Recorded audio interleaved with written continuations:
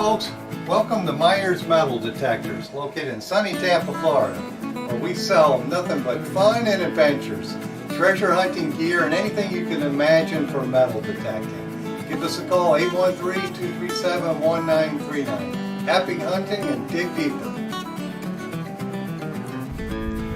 Live from sunny Florida, it's Treasure Talk.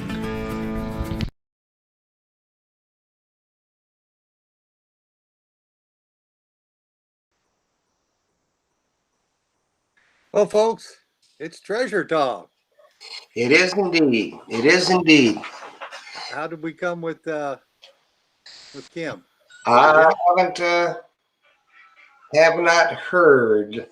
Okay, well, let me just get started here. Hey, folks, today we've got an exciting guest coming on. At least we hope we can get him through the technical difficulties of having fun with Facebook and with YouTube. But anyway, we're going to go ahead and get started. So let me just read the disclaimer. Today's show is brought to you by your friends at Myers Metal Detectors, where we not only sell fun, but we sell adventure. And the views, thoughts, opinions expressed by Treasure Talk guests and members belong solely to the guest and member and not necessarily to Myers Metal Detectors, Phil Myers, Jocelyn Myers, or Jeff Monin. That is correctamundo. Absolutely.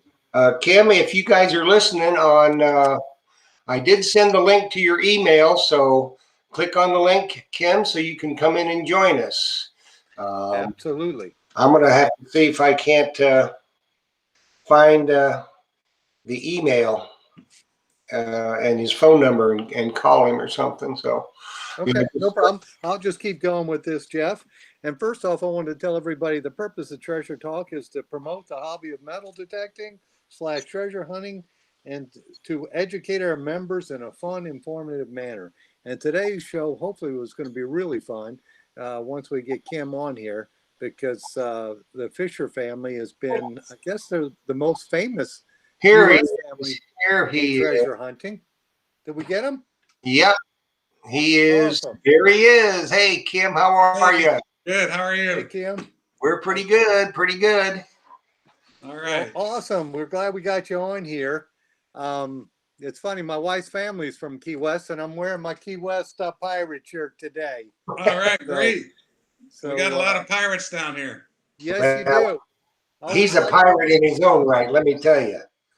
Yeah, we have our investor parties every year, and they're themed, and it's always something or pirate. You can always come as a pirate or whatever the theme or is. pirate. Yeah. Yeah. Well, we're excited to have you on the show here and be able to talk treasure with you. I saw you. The last show I've seen you on was the Strange Inheritance. Oh yeah. That's that was fun. Yes, you and your sister were on there. Yeah. And that was very interesting. And yeah, the museum there in Key West is awesome too. So why don't you go ahead and tell us a little bit about that? Tell the members, because not many of them have probably been there, and I think it's worth the trip to do it. Well, I'm sorry. Can you repeat that? I said, go ahead and tell our members here about the treasure, about your museum there in Key West. Okay. Well, there's the Mel Fisher Maritime Museum, and my parents founded it in 1982, and of course we didn't find the toad ship main pile until 1985.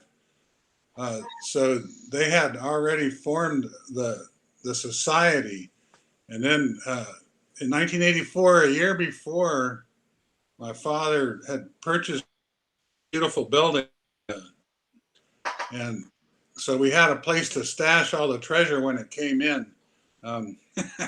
When we first brought it in, we had all these silver bars, and we made a great big pile, about 8 feet tall, and then the city inspectors came in and they said, "You can't do that; it's going to cave the floor in."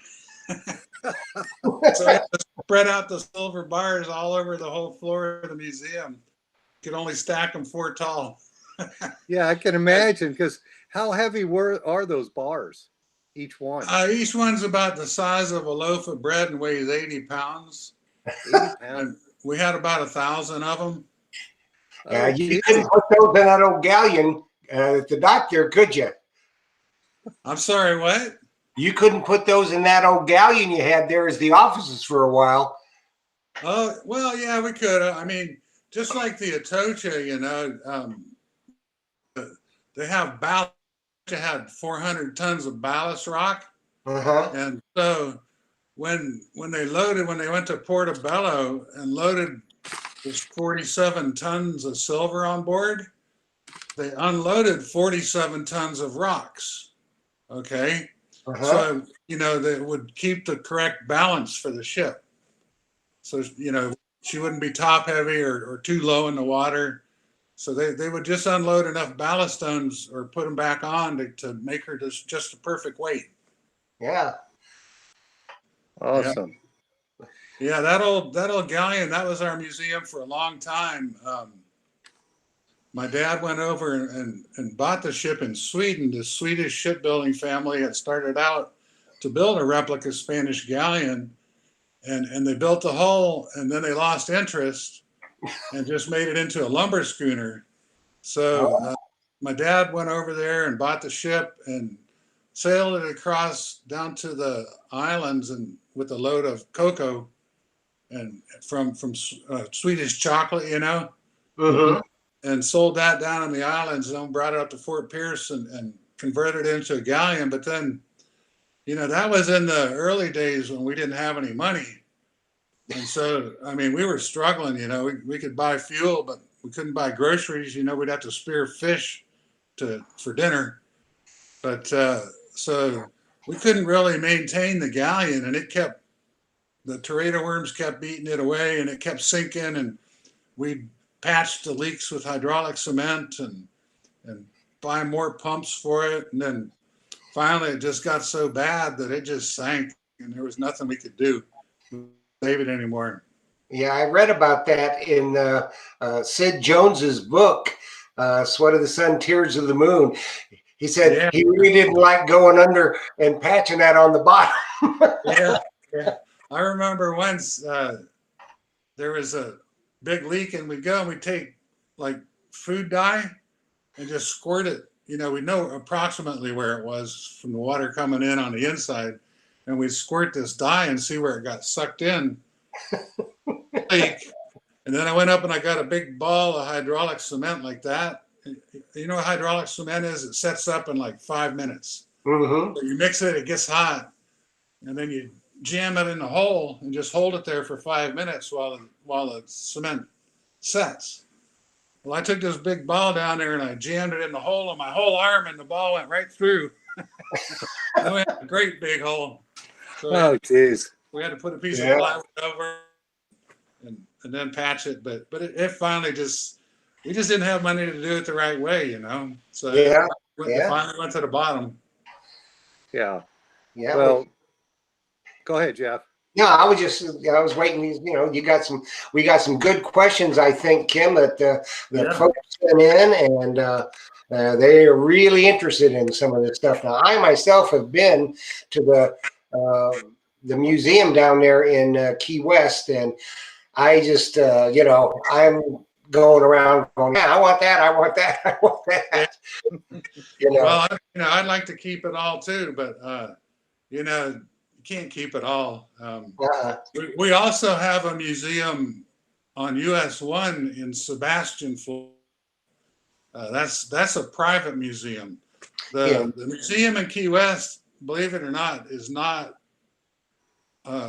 controlled or anything by the family. It's